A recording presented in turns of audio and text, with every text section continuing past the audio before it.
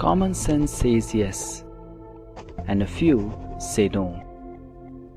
Since the year of existence of mankind, the believers have been challenged about the existence of God. The main argument of the non-believers has always been that there are no evidences to prove that God does exist. However, here we provide certain rational thoughts and facts to give a much different perspective of the subject. When we come across a painting such as Mona Lisa, definitely we inquire about the painter, Leonardo da Vinci. Many such man-made wonders do exist. To name a few: the Taj Mahal, India; the Palm Jumeirah, Dubai; Dreamliner, Boeing 787; International Space Station Hotel; Oasis of the Seas; Burj Khalifa; cars, robots, phones. The list is unending. There is definitely the intelligence of some intelligent being or beings involved behind such creations. So, who has created what we have not created?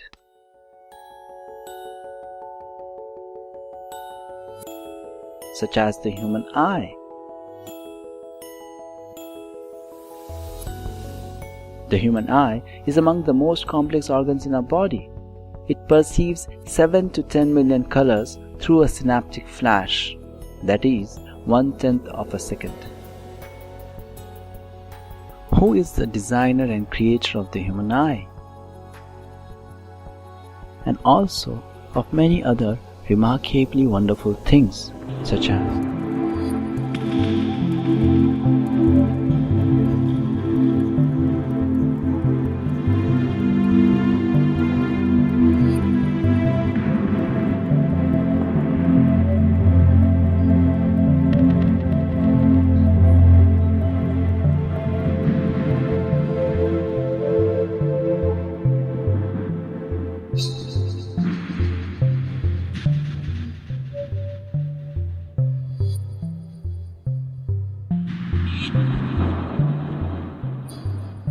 a complex design points to deliberate designer. Modern scientific research shows that the amount of fine-tuning of the universe is considerably surprising. The particularity of the details quite vividly points to an intelligent designer. Let's see some of the examples. First, speed of Earth's rotation. If the Earth rotates too quickly, we'll have too many storms like tornadoes and hurricanes. And if it rotates too slowly, it will be too cold at night and too hot during the day. Did the planet Earth learn on itself about its perfect speed? Or is it being monitored just like a satellite is monitored by hundreds of scientists together? Second, size of Earth. The Earth's size and its corresponding gravity holds a thin layer of mostly nitrogen and oxygen gases, only extending about 50 miles above the Earth's surface. If Earth was smaller, an atmosphere would be impossible. If Earth were larger, its atmosphere would contain free hydrogen, which would make life impossible. Who gave it the perfect size? Third, location of Earth. Although it revolves around at a tremendous speed of nearly 67,000 miles per hour, it manages to maintain its position at the exact distance. Furthermore, it's found that if the Earth were any further away from the Sun, we would all freeze. Any closer and we would burn. Who thus pinned the planet Earth at the exact fitting distance from the Sun? And that's just about one planet Earth in our huge universe. Similar observations have been recorded by the scientists for other such massive bodies. Who finally designed the entire planetary systems? Some of the scientists may say it just happened by chance. Does that sound like science then? Any sane man endowed with reason would question about the designer when he sees a good design. So in the similar spirits, we should inquire, where does the fine-tuned design of the universe come from? Order in the universe implies a smart organizer. When we reflect upon the nature of our world, we see order everywhere. The more we discover about the universe, the more we find that it is governed by rational laws. With our apt intelligence, we are trying to come up with the concept of symbiotic factory.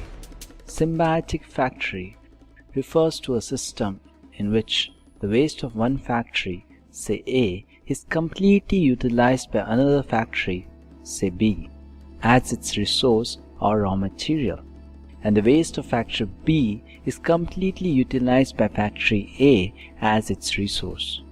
Such a concept sounds ecologically brilliant and economically smart as a whip. However, it inevitably remains theoretical. But to the much of our surprise, such symbiotic factories do exist in the universe. One such arrangement is the cycle of respiration and photosynthesis. At every moment, we breathe in oxygen and give out carbon dioxide, which is taken in by plants, which continue to give out oxygen. Oxygen is life-sustaining, and carbon dioxide is life-destroying, if present in excessive quantity.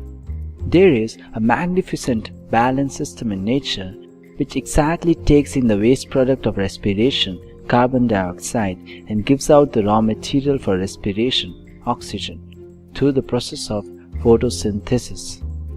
Can the best of the scientists make such a symbiotic factory setup, where waste product of one factory completely acts as the raw material for the other and vice versa? Now, since the universe has order and is governed by the laws of science, we should question how this order came about. Shouldn't there be an organizer behind all these complex arrangements in the nature?